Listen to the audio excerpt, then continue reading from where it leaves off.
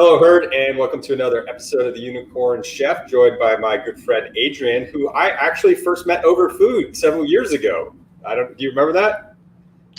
It's a good way to meet people. Was it the event that you organized? Yep, that was my annual Smart People's Dinner in Vegas. Yeah, that was good stuff. It's that in itself. Like I've got several stories that just came out of that, and one of them is the thing I was least wanting to try was my favorite thing from that meal, and it was the snail. The snail. The snail. Most people kind of freak out with the sea urchin on that one. I was fine with the sea urchin. For me, it's the presentation. Like I was a vegetarian for the first 26 years of my life. I was raised a vegetarian, and still to this day, like no problem cooking chickens and stuff like that. But when it comes to crustaceans, like I can't deal with a crab with legs or lobster like with legs and eyes and the whole body there. It just looks like a giant bug to me. I can't get near it. Freak out. Like a lobster tail on top of Chiapino, I'm fine. But it's something about the legs and the face and like I can't do mud bugs. not if they're still in their shell. So for those of you following along at home, as always, the recipe has been published on the show page on YouTube, and hashtag Unicorn Chef, share what you're cooking. I've seen a lot of pretty awesome things over the year that we've been doing this. And of course, one of the things we do is highlight charities, because besides working to make the kitchen more accessible, we try to do a little good in the world. So what is your charity, Adrian? My charity is Second Harvest of East Tennessee, but you could really choose any Second Harvest. For me, it was the first real volunteering, maybe the second real volunteering I ever did. I did help out a friend of mine who was an Eagle Scout once. We cleaned out a mission, made room for people to sleep and stuff like that. But yeah, I took one Christmas and just spent it handing out food to people who couldn't afford to buy Christmas dinner. And basically they had like a turkey and all the accoutrement that goes along with it, and just helping people out to their cars with that stuff. All might have been Christmas Eve, and got a lot out of that at 16, 17, whatever I was, and got me into volunteering in general. So what are you drinking? I am drinking, let me grab a can of it so you can see the label. So this is somewhat local to me. Johnson City is about an hour and a half drive from Knoxville. And we have this lovely brewery called Yeehaw. And it being Cinco de Mayo, I thought it would be appropriate to get their cerveza. So basically I assume it's, they say Mexican style lager, but that's a German style lager, basically, right? All the breweries in Mexico, I think, were founded by Germans who brought that style with them, and then the Mexicans made it their own. So pretty light colored, easy drinking lager. Yeah, you'll find pilsners and lagers all over the world with a Germanic taste because of the German immigrants. I am drinking a Devil's Backbone, which is also a local one to Virginia, Heavenly Trip Juicy IPA. Very nice. Yeah, IPAs are just lovely while cooking. I like drinking IPAs when I'm doing stuff. So one of the things that excited me about this recipe, clearly, for those of you watching, I can cook. I've cooked a lot of different things, but I do have some kryptonite. There are things that I just cannot master, and the avocado is one of them. Oh, really? I can't figure out avocados to save my life. I don't know why. It's not like it's that complicated. Like I know how to cut it, peel it, but I don't know how to pick them. I don't know how to get them just right. And I saw that you posted a thing that you could explain how to even use avocados that weren't ripe. Yeah, guacamole recipe. So, before you even start the guacamole recipe, you need to understand avocados. So yeah, there's a lot of notes in there about how to handle the avocado. I wonder if we could pull out that link somewhere and post it. I could probably do it here when we have a lull in cooking. But yeah, generally, like one of the best ways that I learned is there'll be a little stem. See if we can focus here. That pops out. Oftentimes it's already out. So that little bit right there. So if yours is still in, you can actually pop that out. So just pluck that out of there. Okay. And if there's any green at all, it's not ripe yet. Oh, so this one is ripe. Yeah. So it'll usually fly on its own. Yeah. That one is not ripe. Exactly. Because you can't always tell by pressing on the flesh. I mean, I still do that. I still give it a little squeeze. I mean, if it's right and it doesn't yield at all to your press, then there's something wrong. But it should feel a little soft and squishy. But it's overripe. Well, first of all, in the grocery store, if it's overripe and you press on it, your thumb will just pierce right through the skin and you'll make a mess in the grocery store most of the times. But also, if it's just a little bit overripe, you'll notice that this will be sunken in and darker. So it'll actually retract from the skin. Yep. All right. So that's one of the easiest ways to tell. And if you do, so the biggest issue you have with avocados is you need to use them today. Like you don't have time to wait for it to get ripe. And there's no fancy thing that I know to like make them ripen faster, like put them in a bag with an apple or an onion or a small cat. But generally what I do is you can soak them, so process of making guacamole, you're gonna, at least using my recipe, use lime juice and salt. And what I'll do is if they're not quite ripe yet, to soften them up, so that you can mash them and they have the right consistency, I'll sit them in the lime juice and the salt for about 30 minutes. And that will soften them up. I mean, the flavor, like you can't bring the flavor there, like the consistency be right. There's just no substitution for the flavor that you get from a ripe avocado. Same thing with a tomato. Like if you ever slice through a tomato and it feels like you're slicing through an onion, it's just not gonna have that full tomato flavor. All right, what's the first thing we're doing here? All right, so this much soup, I'm just using a medium-sized pot here. I'm gonna heat up some, in my case, it's olive oil I've got in the decanter here. That's easy at hand. You can use whatever. Vegetable oil works fine. And heat that over heat. And I like to have everything measured out and ready to go. So I've got my spices in a pinch bowl here. If you've got any, I've got all kinds of pinch bowls and ramekins and prep bowls. Like half of this cabinet are just prep bowls, pinch bowls, like different size things so that I can have everything ready to go. That's just habit from my time working in restaurants. For those who do not have it already, what ingredients, what are the spices they're putting together? Yeah, so super easy. One of the reasons I wanted to make this is you can get fancy with it or super simple. So one thing I didn't include on there is I usually throw in a bay leaf. So if you're doing a single serving with two 15-ounce cans of black beans, you want a single bay leaf. And it's just a tablespoon of oregano and a tablespoon of chili powder. And I like to incorporate that with the oil. I find it does affect the flavor if you let it toast a little bit in some hot oil before you start adding in other ingredients. And just like guacamole, everything you do with the consistency changes the flavor.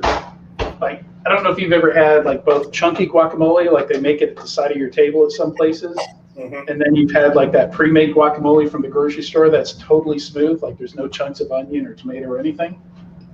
Completely different flavor, and it's the same with black bean soup. So personally, I like my black bean soup chunky. Not as chunky as you get like Cuban black beans at a restaurant or something like that, where they don't mash any of them, they just serve them up whole. But what I do is I'm adding garlic here because I just add garlic to everything. Yeah, that's fine. You can add garlic to this.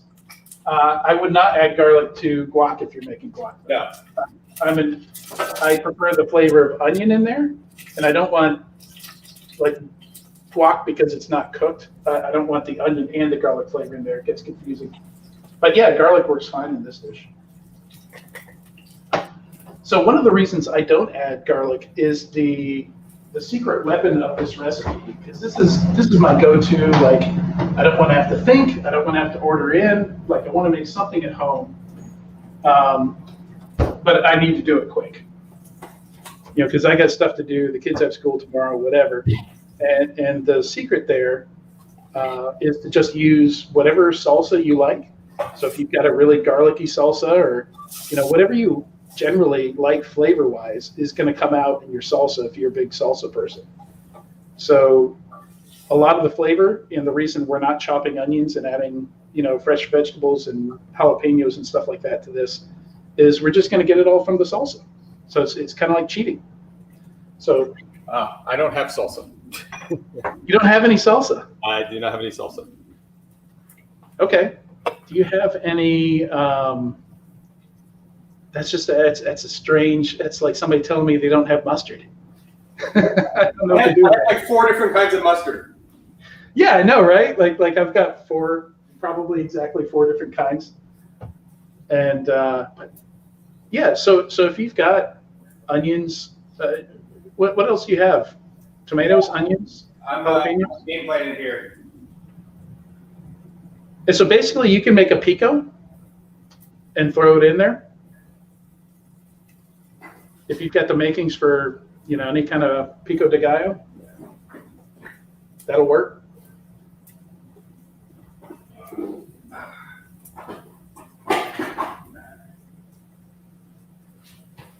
All right, tomatoes and chilies. All right, my oil's up to 10. Set in there.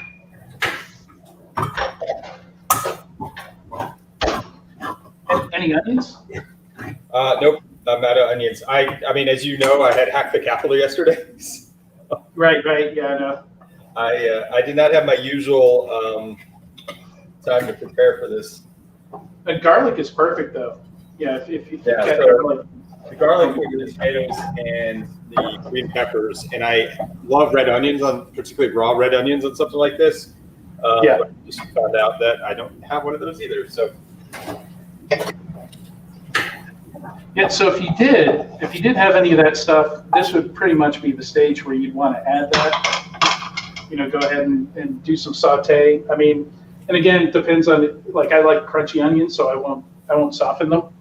But Okay. at this point, I've got my oil combined with my spices here. Mhm. Now, once I've soaked up the oil, like it doesn't, at medium heat, it doesn't take long for you to get that flavor. You can smell it as soon as you get it there. And this is the point where I'm just going to dump in the first can of beans. And I'm not going to drain them or anything like that. I'm going to use the liquid in them. Again, my focus here is just on easy. This is something where you can have something on the table in 20 to 30 minutes. This is a dish that my kids have been eating, sometimes at least once a week for their entire lives. So it very much has taken on that comfort food place for them. And I grew up with this too. So my mom would do this about once a week. And I mentioned she raised me vegetarian from birth, but we would have different kinds of food like every night of the week. We'd have Thai one night, it'd be Latin stuff, pierogies the next. She grew up working in a Jewish deli in Massachusetts, so she had a lot of influences growing up. So what we're doing now is we're heating up these beans. Once they get soft, we're going to mash them. And you can use a fork. I'm going to use a potato masher. This is actually the same masher I used to make guacamole earlier.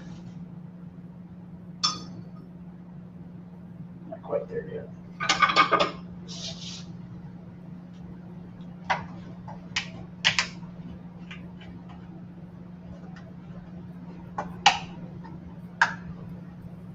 I'm going to go ahead and just pour in some vegetable oil here for later. So what's the story behind your watch? Off this counter. What's that? What's the story with your watch? My watch is it's a smartwatch, but it's a Withings. So a French company makes some neat smartwatches that, don't look like there's no touch screen on it. The battery lasts for a month. Like I don't need to surf the web on my watch. So I'm just more in it for the sleep data and the step data and stuff like that. So wanted something where I could go simple. So you used to work in a restaurant, right? Yeah. Did a lot of restaurant work pretty much all through my teenage years.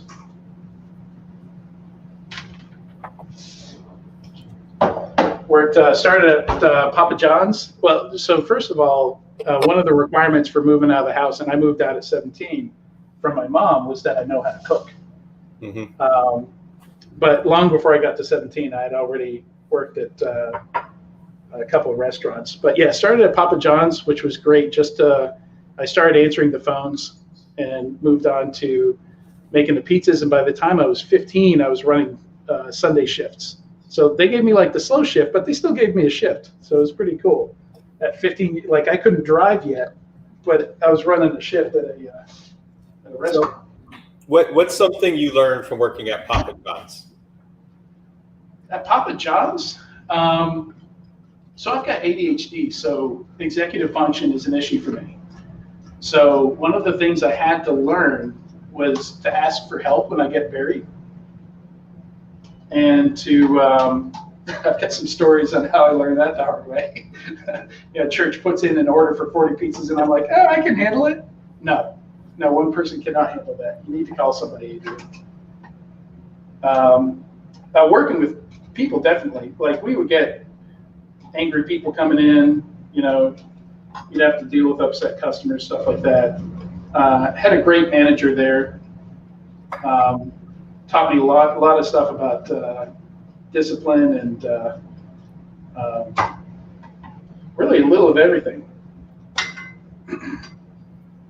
So, but yeah, this was kind of your growing up experience, right? It's your first job. You're starting to learn what you're good at, what you're not, beyond, out of family.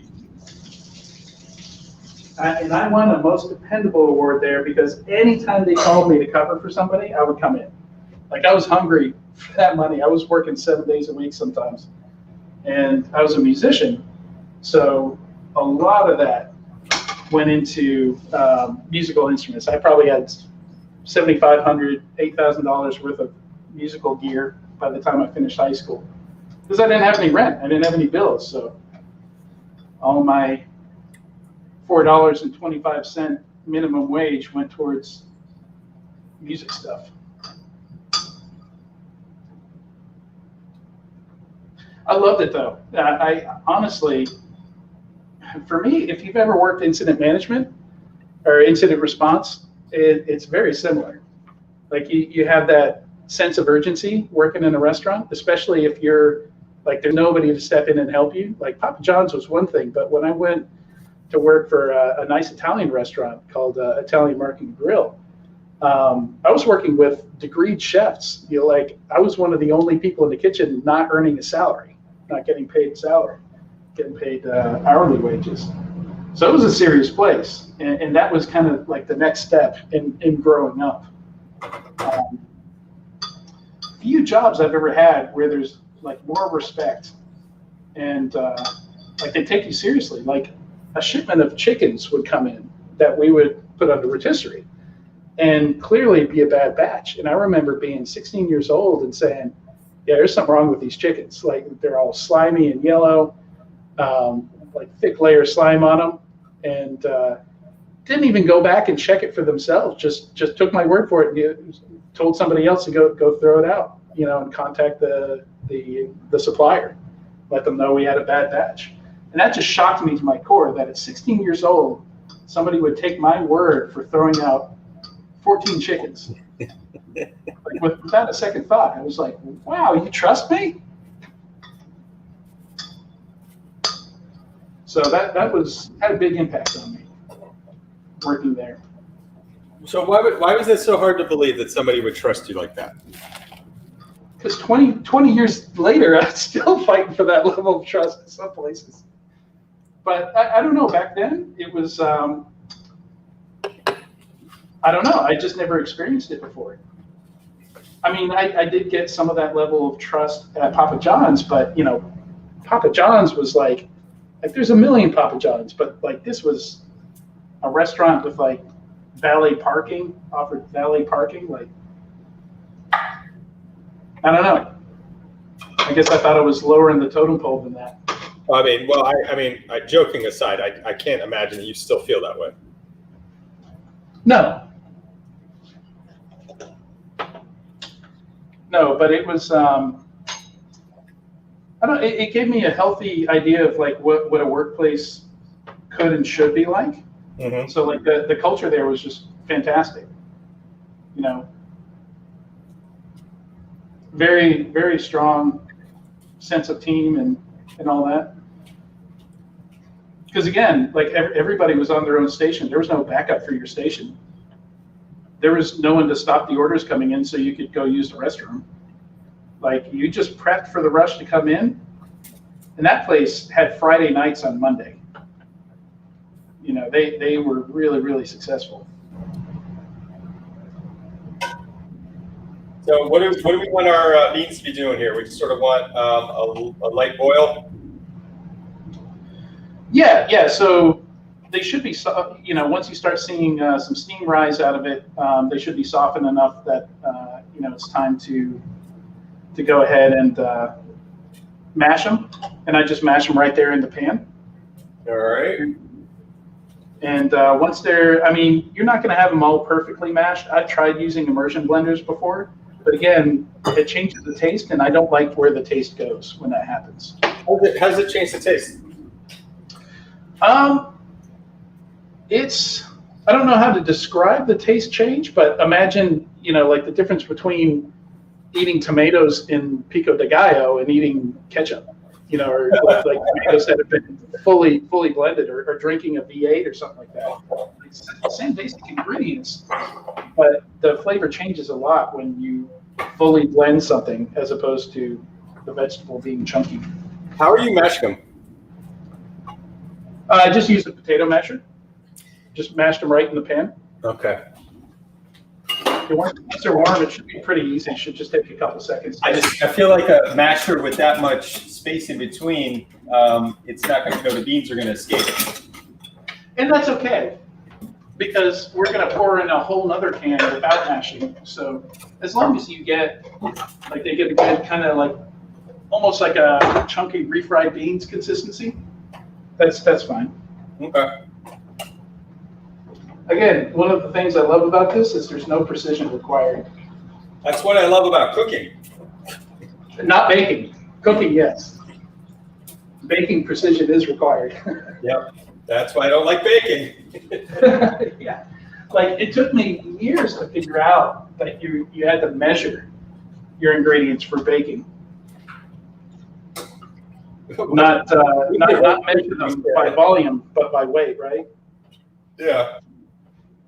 Sorry, what did you say? What was your worst baking experiment? It sounds like you had a few. Oh God, yeah. I've screwed up most things. Most often involving salt in some way. Usually too much. Of course. Well, too little, you just add more. Too much, you're screwed. Right. Yeah. That was an early lesson. There's some things like hot sauce, chilies, salt. You can't take it back. There's no undo. So I put in 16 ounces of water along with 16 ounces of, or not 16 ounces, but it's 2 tablespoons basically that makes 16 ounces of chicken stock with my better than bouillon here, which is what I like to use for chicken stock. Oh yeah, it's my go-to. Is it? Yeah, it's great stuff.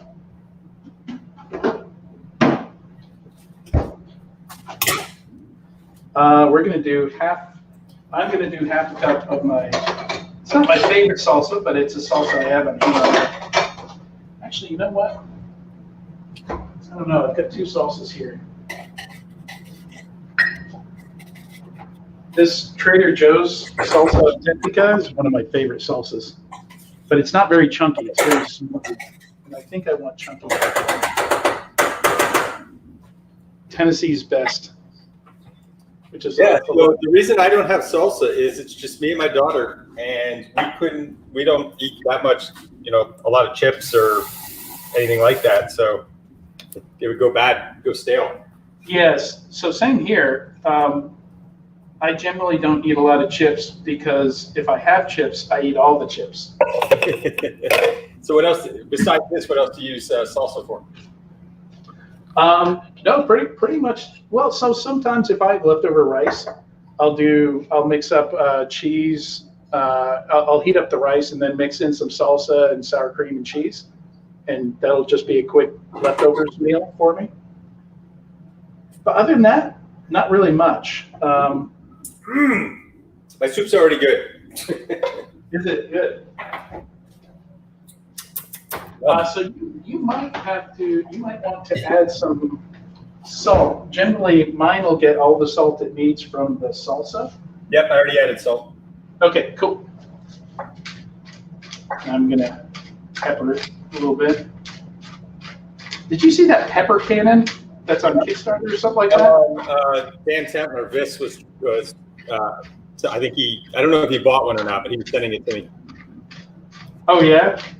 Yeah, he's like, oh, check this out. And I'm like, yeah, it's like $150 for pepper. It's like it's made out of machined titanium or something like that. Like it's more of an engineering like a conversation piece, but it's extremely functional also. But yeah, $150. Yeah, no, it was pricey. So Dan showed it to me, and I was just like, yeah, I'm not spending that kind of money on a pepper grinder.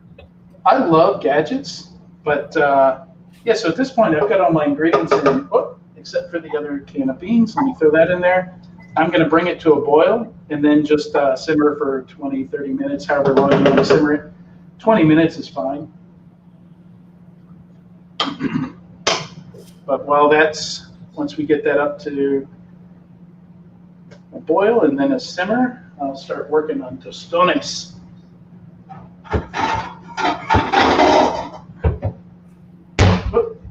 Wrong lid. We're going to be taking these out of the bathroom, right? Yeah, you'll want some tongs. I think I heard you right, and I answered correctly. Yeah. So on the episode I did with Kai Feister where we did the mofongo, I was not able to successfully mash my plantains, and I ended up doing them in a blender. Oh, interesting. Because I mean, first of all, green plantains are already not ripe, so it's like hard. Yeah. And then when I sauteed them, I mean, it just became like a hard little brick. Okay, that is not a green plantain. This is, that's as good as no, mine's green. It might be the lighting here. Oh yeah, it looks yellow like a banana. That's probably my lighting. But no, it's really green. But yeah, so that's the reason that we fry it twice. The first fry gets it really warm and mushy, and then so what I do is I save these Trader Joe's paper bags, and I'll take it out, put it on the paper bag, take another paper bag and squish it flat. Oh. And then that flat plantain goes back in, and the result is basically like home fries. Like you want crispy on the outside and warm and mushy on the inside. So I don't have any paper bags handy, but I'm gonna try this with a plastic bag.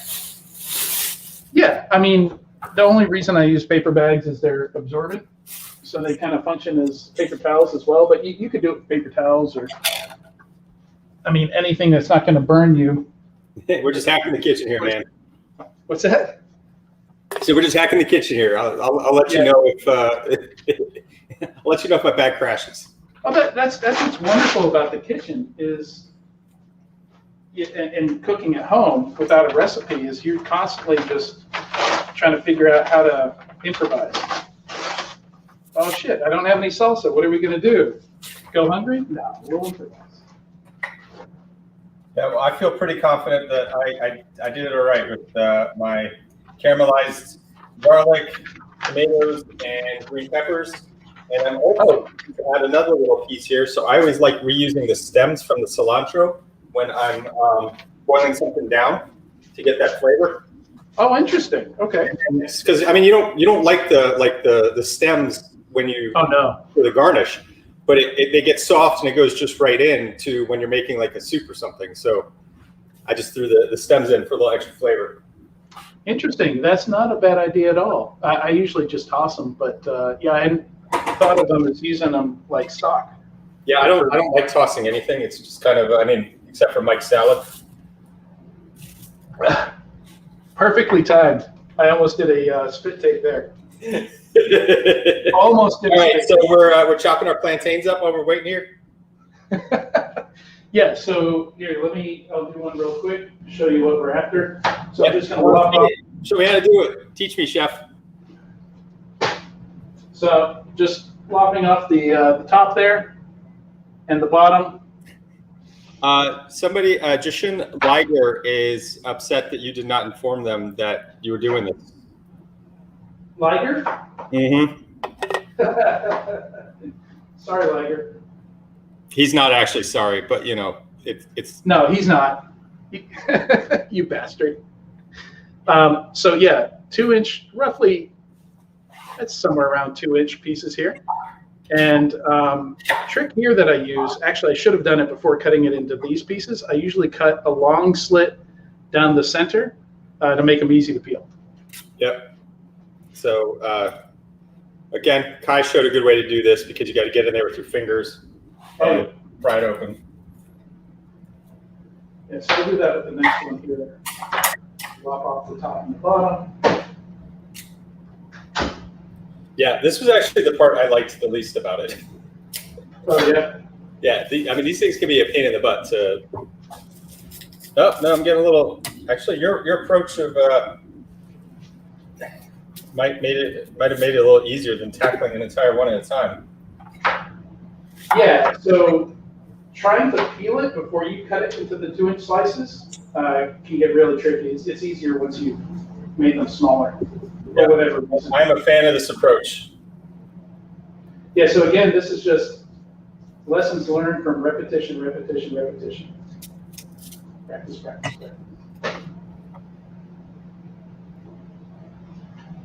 Ooh, that is boiling. Don't burn it. We've had a couple of episodes, all of them with Mike. That have had that. Never. Watched any of those episodes? Yes. I was going to say that's too bad because those are the worst episodes we've had on the show.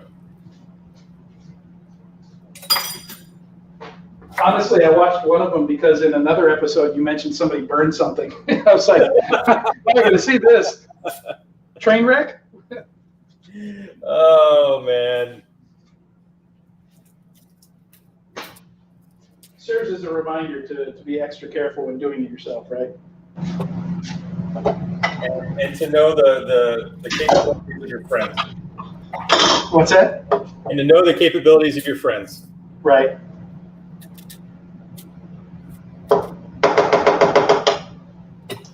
Don't need the masher. Actually, for those of you watching, I might be asking Mike to come back on this summer. I have been invited to speak at Cyber Week in Israel in July. Oh, cool.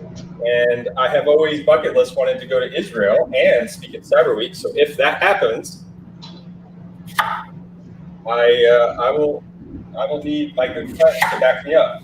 So I assume that all of you who've watched the show long enough know that I'm actually good friends with Mike, and I love him very much. He's an awesome dude. I have been It's okay to cry, Mike. What was that? No, I just told him it's okay to cry. He's watching, so he's just crying right now, probably in some slice of ham or something. I've been invited to Israel several times and just haven't, logistically, it's just not worked out. What do you think about July? Yeah, I don't have anything going on in July, I don't think. I mean, obviously, it's still going to depend on the state of things. I get my second shot tomorrow.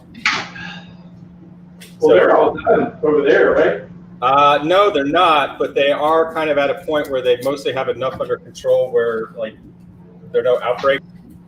Right.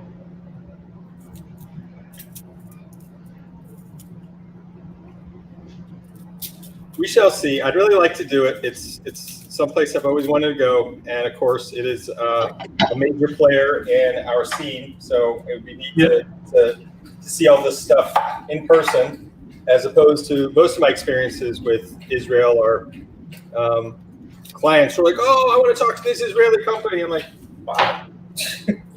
Yeah. Just because they're Israeli. It's interesting because a lot of them, they set up shop on the West Coast. Like a lot of these vendors will, they'll have operations in Tel Aviv, and then they'll open up the headquarters in Silicon Valley.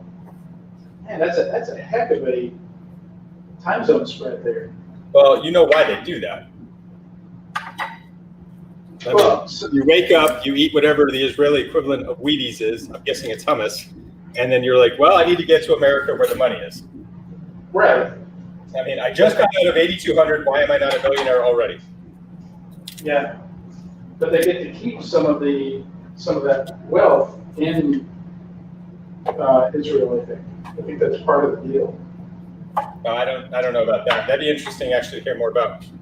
Yeah, the finance, somebody told me that once. I'm not sure how true it is, but yeah, I think there's like a financial aspect to it. To keeping operations open on the Israeli side. Well, also just staffing and talent. Yeah, I was about to say staffing. I mean, you have an endless supply of 8,200 graduates. Right. Maybe not endless, but it's pretty vast. to the point to where you and me, somebody tells them they're X8200, we don't believe. Well, Adrian, say. I always make the joke that 125% of people are from 8200. Somehow there's more. It's kind of like people who were like, "Oh yeah, I was NSA." Okay. Right. All right, I'm only doing 2 plantains, so I'm all ready. All right. Yeah, I think my oil is still heating up. It's a lot of oil. Oh, I did not heat up my oil. I missed that. But yeah, my plantains are chopped, and I forgot to chop the top. Are we doing it like I did? Are we like soaking this or? Sorry, that's my rice cooker being rude. Plays a little song when it's done. How much oil are we doing? Just enough to, like, it doesn't even have to submerge, if you don't mind turning it. I've got maybe an inch of oil in here. Oh, all right. So we are doing a lot of oil. Yeah. Well, yeah. I probably could have used less in a smaller pan, but I don't want to do it in shifts. I want to try and do all of it at once. So I understand. Yeah. And let's see. All right, my oil is heating up now. Here's my trusty thermopop. Delicioso. What's that? My soup is looking awesome. Cool. Take a taste. Tastes good too. Awesome. Yeah, and so it's interesting. Like for years, I always put cheese on my black beans, and I was probably just out of shredded cheese and had it once without. And again, completely different taste. Like the cheeses I tend to use are pretty strong, and feel like I was missing something there. Like black beans are pretty flavorful on their own. They don't need a whole lot of help.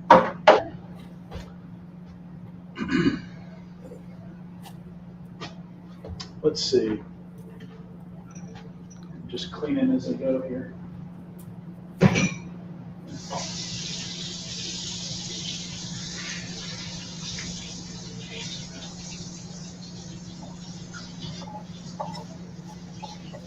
It's cool that you had your brother on. I enjoyed that episode. Oh yeah, he's a really good chef. Yeah, that was a fun one. I really like that too because again, just seeing different cultures and he of course lived most of his adult life in Asia. It's really neat. Yeah, and that's, I mean, a lot of the culture over there is just endlessly fascinating to me because it's so different that it's just, you can just, like every time I get a chance, I tune into some kind of somebody abroad in Asia and here's what they learned and I learn new stuff every single time I watch one of those. What are we doing with the jalapeno? Jalapeno. Oh, is that for guac? Yeah, if I put a jalapeno, I usually don't use a jalapeno. You can throw it into the black bean soup. Yeah. But if I put it in there, I was probably, in my mind, I was mixing up guac and black bean soup because the salsa takes care of that. Okay. If you want a jalapeno, get salsa with jalapeno in it. So that was a mistake on my part. Not going to hurt it if you throw it in there. Like the green pepper. I'm sure it's going to work great in yours. I'm not going to do that just because my kid doesn't like spicy, and if I kill the soup, then I've killed the soup. My oldest loves spicy, and my youngest doesn't. Like, she thinks things are spicy where like we can't even tell that there's anything spicy in it. So we're at two ends of the spectrum here. All right, I'm ready to throw plantains in. Yeah, I think I am too. I'm sticking this thermometer in here like I have any idea of what temperature I'm looking for. I use the drop something in, and if it starts the water, I'm there. Do you ever do the like get your hand wet and flick some water droplets in there? Yep. And see if they sizzle. That's how I learned it. But yeah, it's ready. This stuff is sizzling. So before I started my rice, I did saute some the white parts of my green onions, and I did that in a small pan, and just dumped them in there with the rice cooker since I was using a rice cooker. Just a small saute pan, and just to do that. Now that it's done, I'm just gonna mix in some butter into that rice.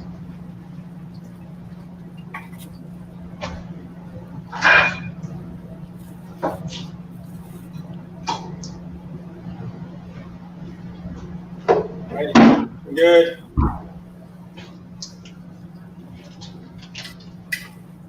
So we just want to get them to the golden brown, right? Yeah, that's it. So at this point, like if you fried something before, you know what you're doing. You know what you're looking for. Very similar to handling potatoes. I've never fried chicken, but I imagine that's not terribly different either in terms of what you're looking for. Yeah, just more oil, pretty much. And try not to get splattered with it and burn yourself. Yeah, I just splattered myself a moment ago. Sorry, not to laugh, but yeah. Been there. Yeah, it's actually why I ended up buying this apron, because I kept having to take my stuff to the dry cleaners or somebody who specializes in getting out oil stains. I couldn't get them out because I kept splattering oil on myself. Oh, that's why I always wear an apron. 99% unicorn. Yeah, it's funny. I don't know what happened to it, but I had a nice Japanese apron, and I also had a nice, not a nice one. I had a leftover Papa John's one that I basically took as a memento. Those are somewhere. I don't know where. Probably in a box in the storage unit somewhere.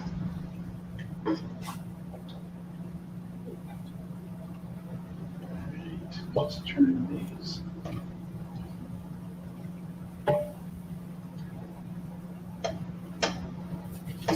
I don't have quite enough oil to fully submerge them here, so I just need to roll them over a little bit.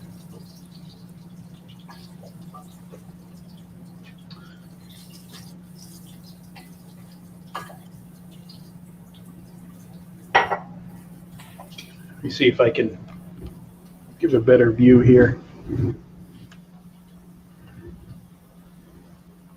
Yeah. It's kind of the same thing I got going on here. Very nice.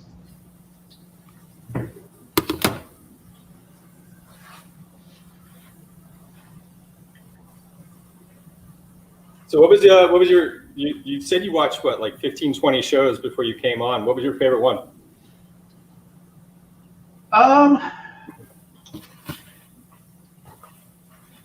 enjoy the banter, the ones you're on with. I think she was the first one you did one with. She worked for Cisco. Yeah, Lena. Lena, yeah. Yeah, Lena Terrazas. Those are always fun. There was another lady pretty recently. I'm trying to remember what she made, what you guys made. I can't remember now. See, it's a problem with as many as I watch. They're all mixed up now. Yeah, they blend a little. I know. Recent woman that's been on. I mean, Nina Collars was on. Amelie has been on. She's moving. I'm gonna look at the channel. Yeah, it was Yolanda. I enjoyed that one. Oh, Yolanda. Yeah. Oh, that was really cool. Yeah. So Yolanda, who I think I actually met back when she was in the Air Force, when she was a captain. And then she showed the whole trick with the pineapple beer. Yes. Yeah. That was just like completely unexpected and amazing. And I mean, there are a number of guests who I've never like met before, even though like Yolanda and I might have met 10 years ago. Right. We didn't remember. And we sort of discovered that during the episode. But yeah, like I love those kinds of things where I've never met the person. And I mean, you've done it now where we do the 5-minute pre-show. We kind of talk about it. So there are about half the guests, like that's the only time we've ever met before we like go into it. Well, I mean, that's a cool thing about doing this is you get to meet a bunch of people that you might not have met otherwise, right? Yeah, I love it. And I've really enjoyed meeting all the different folks. That's one of the reasons we have a tradition at B-Sides Knoxville. You might have noticed my pint glass is B-Sides Knoxville on it. We just had it last week, and it's actually all the videos are uploaded on YouTube. But one of the traditions I put into place, mainly because I found it really imposing and hard to choose a keynote speaker, is that the previous year's keynote speaker chooses next year's keynote speaker. And we've had some folks I've never heard of before, never would have chosen otherwise. And we've just had some amazing keynotes. Who was the keynote this year? This year was Sam. What's Sam's last name? She works at HackerOne. Cowan? Samantha Cowan? That name sounds familiar. Yeah, she goes by Sam, but Samantha Cowan, and she had a great talk. Like just her slide design was great. It was like a comic book theme, with those big comic book fonts and everything. Oh, that's cool. Yeah, and her talk was selling your brand, why self-marketing is key to advancing your career in cybersecurity, which I've seen a lot of talks on, but it's this one was done really, really well. And I think it is really true. Like, I don't know if you know Dave Shackelford, but he's IAN's faculty. He was my mentor back in the day. He was my manager at one point. And he was the one who convinced me to get into doing community stuff and get onto Twitter and like get to know people. And he got me started, introduced me to a ton of people. We went out to DEF CON together. That was my first DEF CON experience, was him convincing me to go out there. And the rest is history. Yeah, I don't know him. I know of him. Right. I can't remember what he just published. And I was like, oh, I need to talk to him. Yeah. I think it was on something like cloud security. Yeah. I mean, that's been his jam for a while now. So actually, if you could broker an intro, I'd appreciate it. Like, yeah, sure. I do work together. I just never, there are a lot of people who work there. I just haven't met. He's a fun guy. He does some cooking too. Him and his wife are blast. Oh, he's a cook? Well, then definitely. I mean, I'll have him on the show. All right, so I've taken my plantains out and I put them in a paper towel to get some of the oil. Yep. I'm right at that stage too. I'm draining mine. All right, and then I'm gonna try this paper bag trick with the paper towel covering them.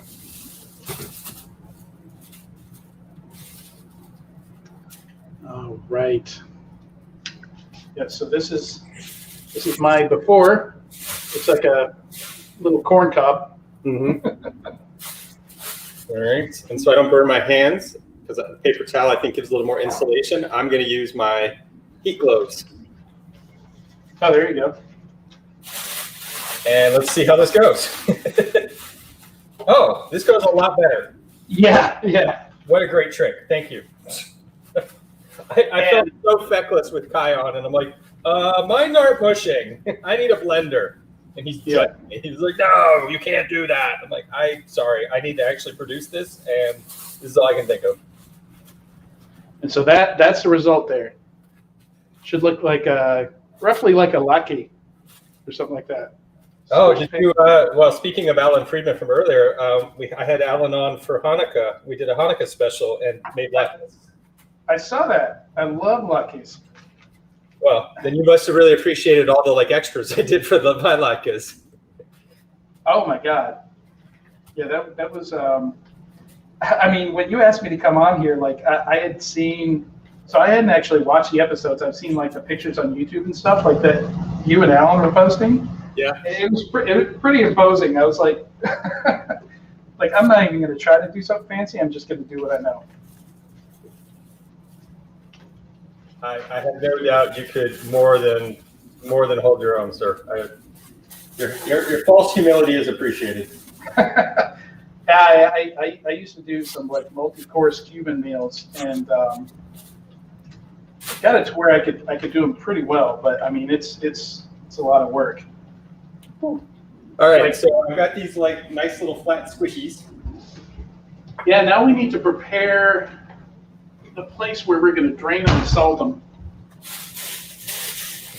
You guys have that ready already? I'm taking I've got one of these. I kind of like these plates. They're kind of useful. It's like the size of a dinner plate, but raised on the edges, like an inch deep. Yeah, there you go. And but it's perfect for this kind of thing to just put a paper towel down in it and drain them in there. Yep. And at the temperature I'm at, I think these are going to go pretty quick. So we just want them a shade darker. Okay, so what's the goal? Are we trying to turn these into a certain size? What's the consistency we're going for?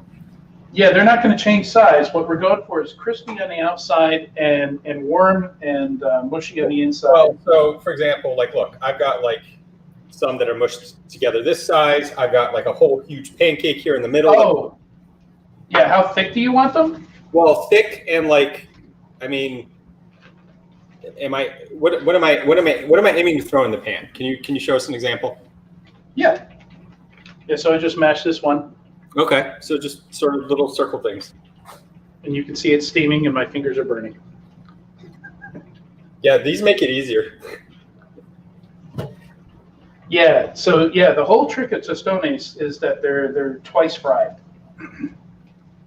And I think part of the reason for that is you can't mash them otherwise. You can't get them into the right shape to be able to get them. And the other reason is to get that great consistency of crispy on the outside and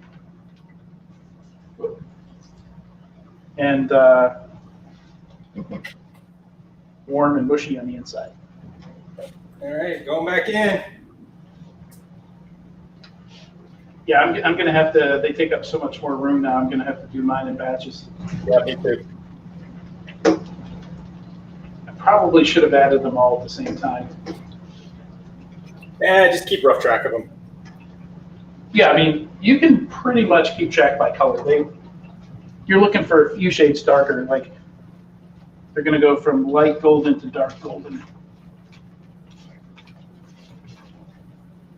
If you keep an eye on them, it's pretty foolproof. Pretty hard to screw up.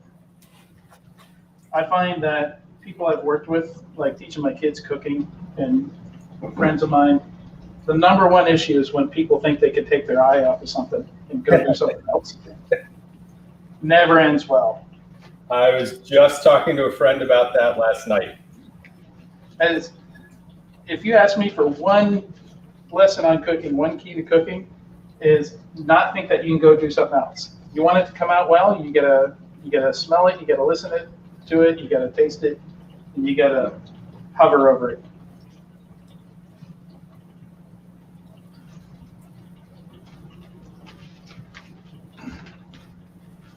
And as with any sort of pancake type thing, it is customary to taste it.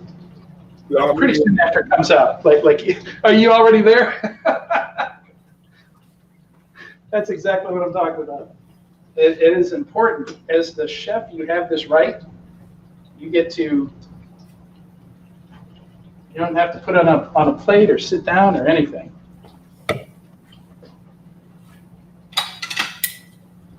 So I'm going to drain one of these a little bit so I'm not dripping grease on the floor, but I will show you what mine look like when they're done.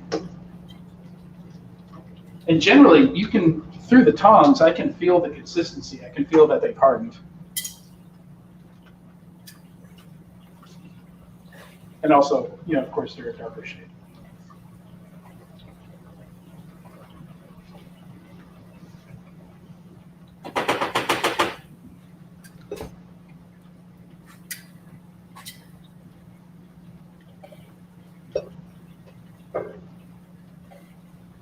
Hey kids, Tostones are coming out. I'm gonna use some tongs for this. Yeah, so that's what you're looking for. Oh, yours is a little thicker than mine. And this one is, mine vary a little bit. So this is the other one that came out. This one's a little bit thinner. And of course, having a little oil on them helps the salt to stick when it comes out. All right, so you're coming out and then you're going to dust them with salt, like as they're drying, or yeah. So on the paper towel, I already have some salt down, and then I'll just toss a little bit more over top while they're still wet and glistening. That is a good idea.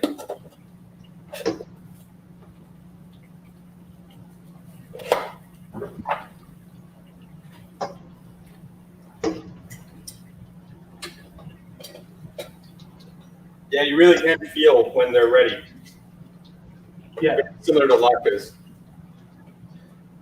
Yep. All right, Yeah, my first one. Got my first one out. Ta-da! Very nice. And when you bite into it, like you want some real crunch out of that thing. So you can't underdo these. Like there should be an audible crunch.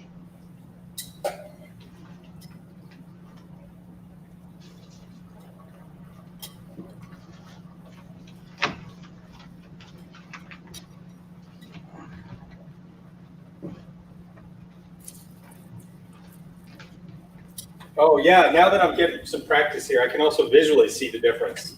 I can see when it's getting there. That's the other reason that you taste at the as the first one's coming out, is so you can make adjustments. There's actually, I don't remember what it is, but there's a Russian saying that the something about like the first pancake out, always gets tossed or something like that. But it doesn't really mean like you throw it in the garbage. It means like you're going to gobble it. Yeah, so that's actually Dan mentioned that on crepes. You first really? Toss it because the pan's just you're learning that, because that's even more specific than these. Like you have to get the temperature just right when you hit, because otherwise the crepe sticks to the pan. Oh, crepes, yeah. Forgiving. Yeah, that gets to the science level, like for it to separate correctly. Yeah.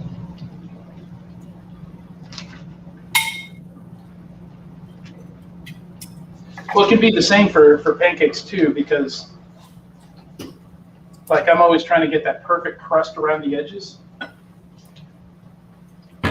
with pancakes.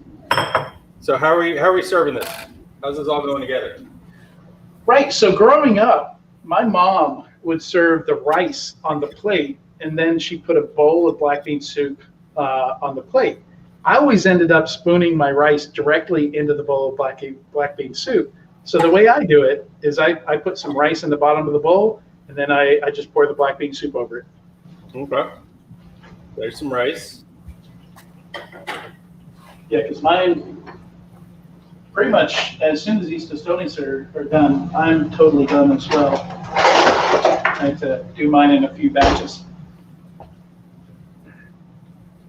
These are looking great though.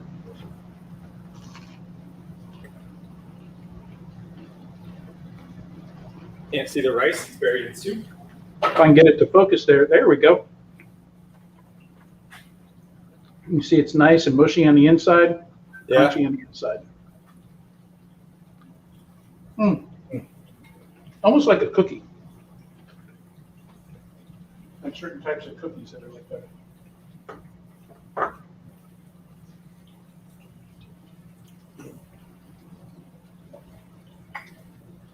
Yum.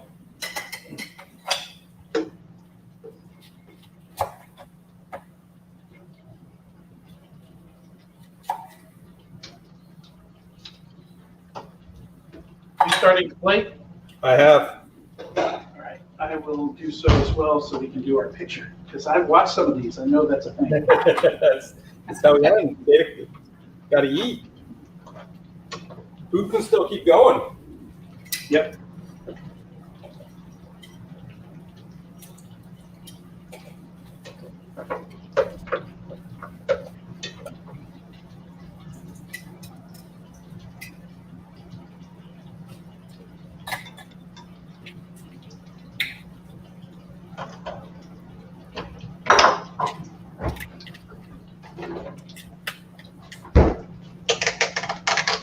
So one of my favorite things about beans and rice is, depending on your mood, on what you happen to have available, it's almost like an ice cream sundae. Like you can make it up however you want. Mm-hmm. Like going to one of those yogurt places and you choose all your, like they just measure it by weight and you can put whatever stuff you want on top of it. That's how I treat this dish.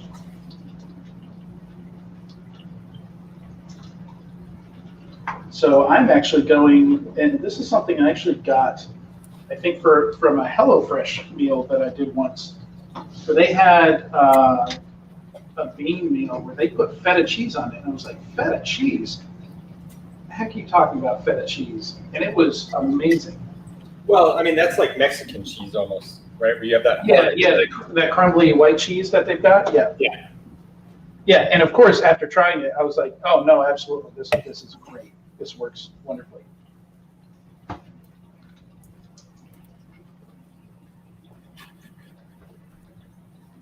Oh, all right. I am ready when you are. I need a moment to pull these out because they're done. All right. Like the last of my tostones, I don't want to burn, so I'm taking them out now. While he's getting ready to plate, reminder, tonight's charity is Second Harvest. Second Harvest, of course, available all over. Please donate. Not everybody has gotten through this pandemic. I know that it can be kind of easy to feel like we're a bit inoculated from it in our industry, but there are a lot of folks who are really out there struggling. Yeah, and food insecurity for kids is a thing. A lot of kids that go to sleep hungry. And I would cook for them all if I could.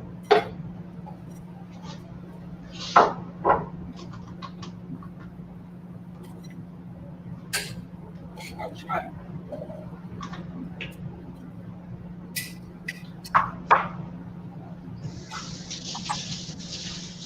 That's really simple for mine.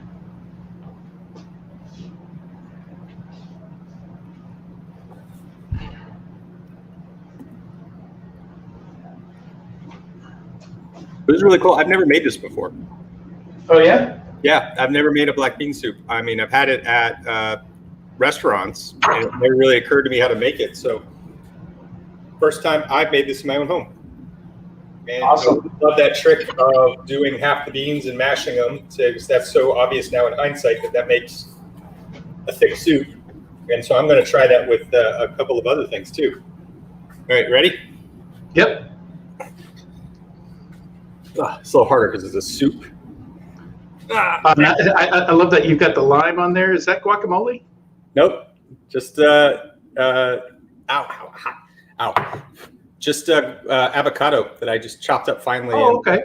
Made like a little nest with it with cilantro, some crema, and some different kinds of grated cheeses. Oh, that's perfect. That is excellent. Did we take the picture? Yes, we did. Any final words you'd like to share, Adrian? Oh, and I have cornbread that I'm going to add. Okay, that works. Yeah, no, nothing additional. I just had a great time. Thank you for inviting me to this. I'm not going to use cornbread. I'm going to dip some of my Tostones in there. Oh, we should hold on. We got to get pictures with the Tostones. Okay. I didn't even think about that. All right, try again. Forgot a whole ingredient.